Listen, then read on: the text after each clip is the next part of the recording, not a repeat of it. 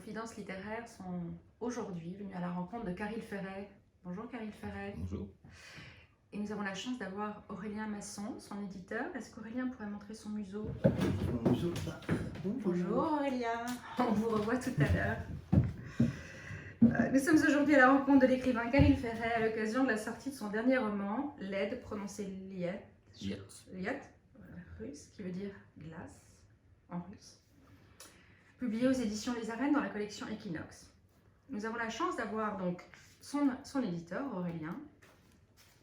Je me propose pendant ce moment que nous allons passer ensemble d'aborder votre actualité et votre dernier livre, sa genèse, votre histoire et votre voyage dans cette ville improbable, ses personnages, son intrigue et les thèmes que vous y abordez qui font l'ADN d'un sillon que vous creusez depuis toujours. Les œuvres littéraires et les auteurs qui ont marqué et jalonné votre parcours de lecteur, d'écrivain, d'homme, les œuvres cinématographiques et les réalisateurs, la musique qui vous accompagne. J'aimerais aussi vous faire rebondir sur quelques sujets que vous avez abordés au fil de certaines interviews et qui m'ont particulièrement touchée. Et enfin, je souhaiterais que nous évoquions avec Aurélien Masson, votre éditeur, vos rapports et l'histoire de votre relation. Caril Ferret, vous êtes un écrivain voyageur. C'est comme cela qu'on vous définit, si tant est qu'on puisse vous définir et vous mettre dans une case, c'est très compliqué. Après le Pacifique Sud qui vous inspira la saga Aka et Hutu, puis l'Afrique du Sud, ce fut Zoulou, vous avez publié 3 romans qui se situent en Amérique du Sud, Mapuche, Condor et Paz. C'est le début de la consécration avec Zoulou, publié en 2008, récompensé par de nombreux prix littéraires et adapté au cinéma, présenté au Festival de Cannes en 2013. Vos principaux romans se situent dans des pays marqués par un passé récent douloureux, colonisation, apartheid, dictature, qui sert de toile de fond à vos histoires. Vos livres sont des radiographies d'un monde violent, noir, complexe, où le suspense est mêlé de sociologie, de politique, d'économie et d'écologie en particulier dans votre dernier livre. Le tout est porté par une plume parfois lyrique, mais toujours sans concession, à l'écorché, à l'os. Vous nous revenez aujourd'hui avec l'aide et opérez un changement de cap radical. Direction le Grand Nord sibérien, dans l'enfer glacé de Norilsk, la ville la plus septentrionale du monde. Une centaine de milliers d'habitants coincés dans cette ville-usine parmi les plus polluées de la planète, dévorée par ces mines qui emploient 70% de la population. À l'écart de tout, et bâti sur un ancien goulag, Norilsk sont froids, avec des températures pouvant aller jusqu'à moins 65 degrés, ses tempêtes, sa pollution, ses barres d'immeubles à perte de vue, ses empilements de blocs pour la cité témoin d'un communisme triomphant, et sa mine infernale jusqu'à 2 km sous terre, sont le cadre d'une intrigue redoutable que vous menez tambour battant. Dans ce décor dantesque, dont vous faites un véritable personnage, inquiétant, maléfique, mais aussi fascinant, tout est prêt pour le drame. Tout démarre un soir de tempête qui va arracher le toit d'un immeuble. Le cadavre congelé d'un homme que personne ne reconnaît est découvert. Boris est chargé de l'enquête et c'est pour lui le début de la descente aux enfers. Caril Ferret, vous dites en général travailler près de 4 ans sur chaque roman et procéder par étapes. Un premier voyage pour découvrir le pays, prendre des repères, puis un long travail de documentation, d'études avant de passer à l'écriture de l'histoire, et un nouveau voyage sur place qui privilégiera les rencontres et permettra d'affiner, d'ancrer dans le réel. Pour l'aide, ce fut un peu différent. J'aimerais ainsi que nous revenions sur la genèse de ce nouveau roman, que vous nous parliez de ce récit publié en 2017, Norilsk, qui fut en quelque sorte le terreau de votre roman. C'est à vous. Oui, c'est 2 éditrices de chez Paulsen, donc ils ont une édition excellente, spécialisée dans le Grand Nord, en fait. Et c'est elles qui m'ont proposé. Elles me disent, bah, écoute, tu vas toujours dans le sud, dans les pays où il fait beau, etc. Est-ce que ça dirait d'aller dans... Elles m'ont présenté comme ça, hein, est-ce que ça dirait d'aller dans la ville la plus pourrie du monde? J'ai dit, bah, c'est quoi, Norilsk? J'ai jamais entendu parler. Et elle commence à me décrire la ville, effectivement, avec tous ses excès. Et j'avais justement fait un petit éloge de l'excès chez Gallimard. Donc elles m'ont pris au mot, en fait, hein, à mon propre jeu. Donc évidemment, comme c'était Norilsk, il y avait tout était excessif. En plus, c'était irrésistible. Bah oui, c'était impossible. Donc j'ai dit oui, d'accord. À une seule condition, c'est que j'y aille avec un copain, un vieil ami qui correspond bien au lieu, parce que moi j'aime pas voyager seul, je m'ennuie. Et on a passé une semaine là-bas, et effectivement c'était à la hauteur de la réputation qu'avait la ville, mais heureusement on a eu la chance de tomber sur les jeunes mineurs en fait, dans les bistrots du coin. Et là, ça a complètement, enfin, la vraie vie a commencé. En fait. Et du coup, j'ai fait ce récit plutôt sur un mode un peu gonzo, donc un peu rigolo, à la Thompson un peu. Et voilà, c'était bien, mais j'étais en train d'écrire mon roman qui se passe en Colombie, donc je dis ok, ça c'est un site voyage, mais moi le cœur de ma vie c'est quand même les romans. Et donc j'étais en train de finir la Colombie, puis en fait en finissant ce livre, je pensais tout le temps à mes petits Russes, j'appelle comme ça mes petits Russes, qui sont jeunes, puis en fait ils me manquaient, et vraiment ils me manquaient réellement, quoi. D'autant qu'on était en contact quasiment journalier hein, avec eux, et je me suis dit mais en fait c'est même pas la peine de réfléchir, ton prochain roman tu le fais à Norilsk, puisque à la fois eux te manquent, parce que tu en as vu, tu en as fait un récit, mais tu as tout vu de Norilsk, parce qu'en fait en une semaine on a écumé la petite guide qui était avec nous, on a dit bon, on est même allé dans un endroit où je suis jamais allé moi-même, en fait. Parce qu'il me dit dans les collines, je suis jamais allé dans les collines. Je dis bah pourquoi pas, il me dit mais parce que nous on n'a rien en fait, qu'est-ce qu'on allait faire dans les collines, on sait qu'il n'y a rien de toute façon dans les collines. Et donc à la fois j'avais fait ce voyage de repérage, sachant que je ne pourrais pas y retourner. Donc c'est ça qui était un peu délicat, parce qu'il faut les tampons du FSB pour y aller, donc ils m'ont laissé y aller une fois. Mais c'était un tout petit peu cramé après? Oui, c'était carrément cramé. Bah, je parlais pas très bien de Poutine, quoi. C'est pas l'homme, la vision de l'homme que je préfère en fait. Ils sont un petit peu susceptibles, hein, vous le savez, les Russes, enfin en tout cas les services de sécurité, etc. Et donc bah, tout naturellement, à la fois il y avait, puis il y avait un côté un peu, j'aime bien les romans scandinaves, mais bon, on va pas s'enlever la nuit non plus tout le temps, en fait, quoi. Et bah là, ah vous aimez quand il fait un peu froid, bah là il va pas faire un peu frais, il va faire très froid.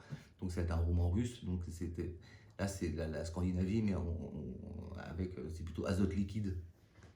Et donc il y avait à la fois tout ce qu'il fallait pour faire un bon roman, parce que, enfin en tout cas, le lieu il est tellement atypique que bon, on est sur la Lune, hein, c'est une lune de glace. Ah mais parlez-nous du lieu, parce que c'est insensé ce que vous racontez.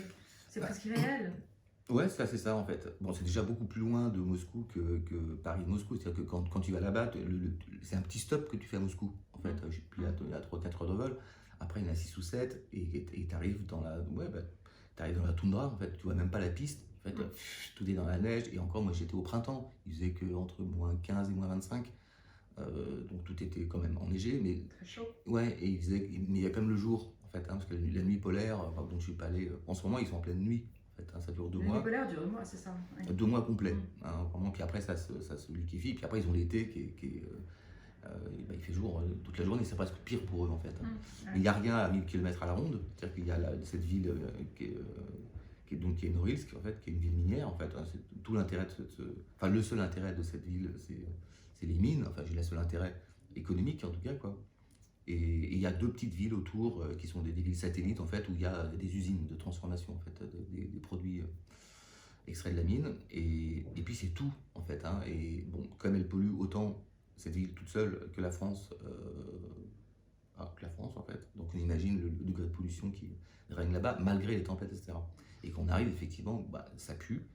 Mais le nez, on se rend compte souvent, en fait, hein, on s'habitue très très vite. C'est-à-dire qu'au bout de 5 minutes, on ne sentait plus l'odeur. Puisqu'on la sent en arrivant, on se dit, oh là là, c'est âcre, enfin, c'est un peu sucré, on se dit, c'est quoi? Puis bon, très vite on s'y fait. Et eux, bah, évidemment, ils ne le savent pas, puisqu'ils naissent dedans. Et donc, vous dites que l'espérance de vie là-bas est absolument dingue, c'est quoi? C'est 55 ans bah ouais, moyenne? c'est 10 ans moins que les Russes. Donc déjà les Russes, c'est peut-être 63 pour les hommes et 67 pour les femmes, donc on en enlève 10, donc c'est en gros 53 pour les hommes et 58 pour les femmes en fait. Et moi j'avais 50 ans quand j'y suis allé, ou 49.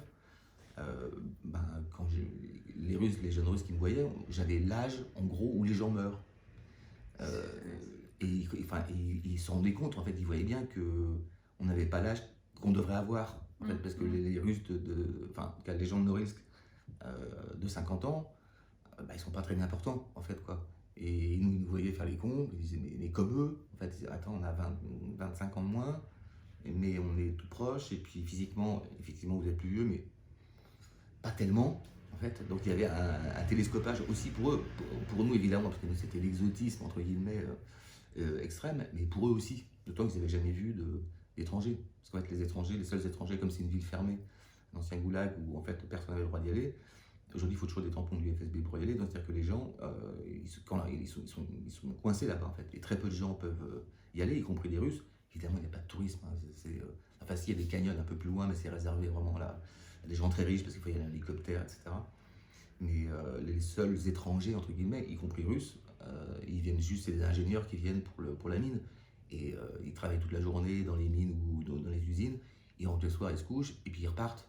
Et ils ne restent pas à traîner dans les bars. Donc ils n'avaient jamais vu d'étrangers. Donc c'était c'était assez marrant aussi de voir des Russes. Alors, en plus, il y a l'Occident, il y a on est en rivalité, entre guillemets, au niveau géopolitique, mais pas au niveau humain. Au niveau humain, c'est absurde, en fait, alors, Posture. cette posture. Ouais. Enfin, pour eux, la première question, ils me disent est-ce que vous êtes des espions? Parce que c'est comme ça qu'on nous décrit, Ouais, c'est ça. avec humour, évidemment. Quoi. Et je dis ah ouais, vous êtes alcoolique qui tapez. Et toi, est-ce que tu bois de la vodka? Bah ouais. C'est ça. Et La question. les premiers disent ah non, mais de toute façon, alcoolique, bah ça, tu vas vite te rendre compte. Et la vodka dit non, mais on travaille à l'usine, nous, en fait, si on boit de la vodka, on va se ruiner. Donc on boit que de la bière. Alors je dis ah bon, mais nous, ça fait 30 ans que je m'entraîne à la vodka, en fait. Et quand on est reparti avec mon pote, il m'a dit bah, on n'a jamais vu des gens qui buvaient autant de vodka que vous. Alors étant breton, on était sottement fiers. Alors évidemment, c'est un territoire merveilleux pour placer une intrigue. On va parler un tout petit peu de l'intrigue, pas trop, pour pas dévoiler le livre qui est quand même aussi nourri par cela. Est-ce que vous voulez nous mettre en place l'intrigue, Karim? Bah, en fait, il m'a envoyé une photo qui se passe en janvier, en fait. Et enfin, il y a deux photos. La première photo, donc on est en pleine nuit polaire, en fait, et on voit l'hôtel de ville de Norilsk où il y a le thermomètre, et c'est un ouragan violet, en fait, donc la nuit, elle est violette, et il fait moins 64.